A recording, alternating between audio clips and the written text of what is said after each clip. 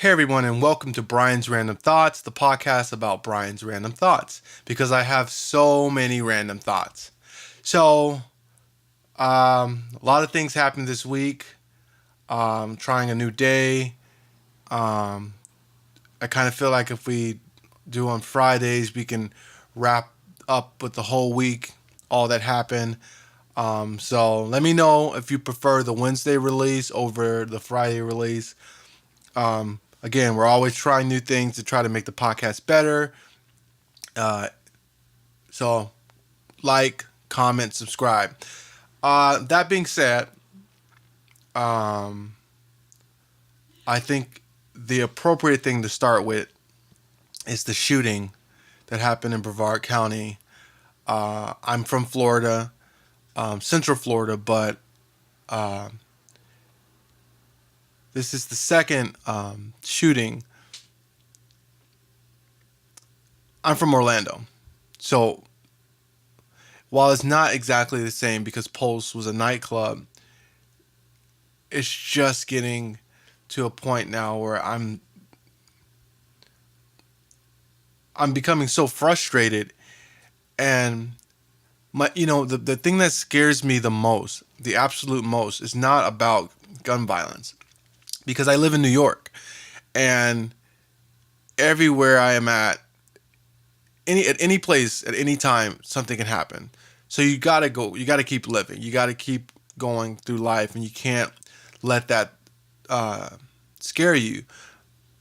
But what scares me the most is the thought that the normalization of it, maybe, how I just feel like, yeah, that's what happens.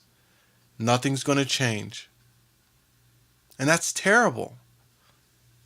These were children. Children at high school, at school on Valentine's Day, and this happened. This is such a horrible, horrible thing. And I know it's still pretty new. Uh, it's still pretty recent.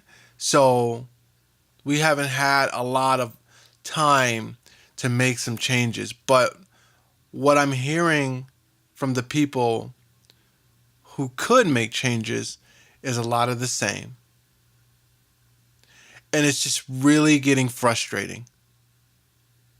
I'm over the same talk as usual.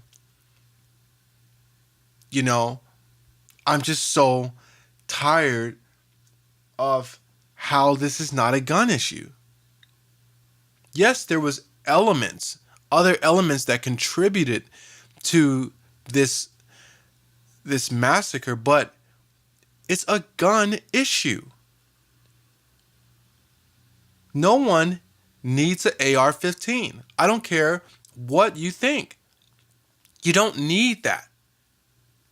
Now, I'm willing to accept or concede that my beliefs on guns are a lot stricter than what everyone else may believe. And that's fine. We don't have to agree on that. I personally think that we don't need guns. Take them away from everyone. If you want to hunt, if you want to shoot, go to a range or go to a designated place where they allow you to hunt or they allow you to shoot. And there you can rent out a gun. You don't need it. We don't need them on the streets. I don't think police need guns. I think there needs to be a specialized police unit that has guns, that's held extremely accountable, that's highly trained. But everyday police officers, I don't think they need guns. I don't understand why you have the same people in charge of making traffic stops, executing drug busts. It just doesn't make sense. You shouldn't be in a situation where you need a gun. Police don't need a gun. People don't need a gun. For the same reason I don't want people to have guns is the same reason I don't want police officers to have guns. Because we get emotional. We overreact. We make assumptions. We get nervous. And that's not an excuse. That's not an excuse. None of that would fly for a doctor. He was nervous. He got scared. He made a bad choice. Okay, well, he's going to get sued. Guns just complicate the situation. And it's been proven that it's not helping. Everyone who says it's all right, it's all right. Okay, are you going to hold on to that until it's your child? What then? I was talking about this with my girlfriend, and I really believe the issue is who's the one committing these crimes. Because it was just one event with 9/11, and the whole flight, TSA, all that changed instantly. One time. If these people were African American or Islamic or Muslim or Mexican American or any other race other than white men, we would have change instantly. But as soon as this happens and then we find out it's a white male, which it tends to be a white male, then what? What's the next thing you hear? Mental health. Mental health. Don't give me mental health. That's ridiculous. Anyone who can take a life obviously has some kind of mental issue if they're not in the heated confrontation.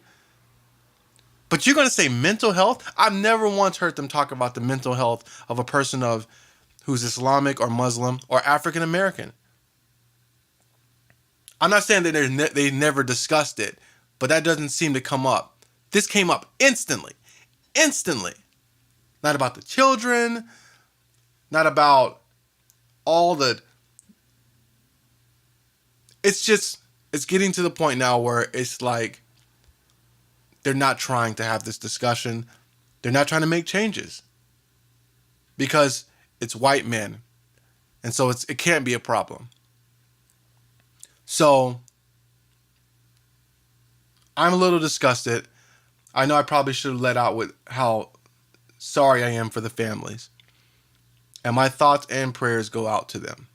And this is another thing too. There is nothing wrong with thoughts and prayers. We need thoughts and prayers. But I was taught that faith without works is dead. And that means to me that you can think and you can pray all you want. But if you're in a position to where you can make change and you're not making change, then it's dead. It's meaningless words. And you might as well not even pray for that family because you don't care. It's exactly the same as the Good Samaritan. Or in New York, if you want an example for modern day, you see somebody on the street, you walk over there and you say, I'm praying for you. But you got $20 in your pocket. Thoughts and prayers isn't the issue. It's the action. We need thoughts, prayers, and action. And you can't even really say you're thinking about a person because if you're thinking about them, you're going to do something for them. You're going to do something that's going to impact their life. So maybe just say prayers. But don't say thoughts and prayers. Save me your thoughts and prayers, Mr. President. Save me your thoughts and prayers, Paul Ryan. Save me your thoughts and prayers, Marco Rubio. And anyone who's taking money from gun lobbyists. Because you're not thinking about the people, the victims. How can you even sleep, in my opinion? I'm sorry. I don't get it. This is just too serious an issue that crosses over. This is past party. This is beyond party. This is beyond anything. These are people dying. These are children dying, and we need to fix it. So, I'm still hopeful that we can get change. Maybe it's just a matter of addressing who can get guns or what guns they can get, but we need change. So, that's all I have to say about that. I could actually go on longer, but I don't want to make this too negative. But I do think it's important to say. So I'll transition because this actually is related because whenever I go to the movies, I'm normally a little nervous. I went to go see Black Panther, which I'm going to discuss right now, which was awesome. But when I went to the restroom right before the movie started, and there was a white guy, maybe 18 to 24 or so, and he had a backpack on. And he was just standing there and he looked nervous. And it took me about 15 to 20 minutes into the movie to kind of relax. The whole time I was looking down at the exit to make sure that this guy wasn't going to do something. I was extremely uncomfortable. And that's a result of the world we live in now. But nothing happened. I was able to enjoy the movie.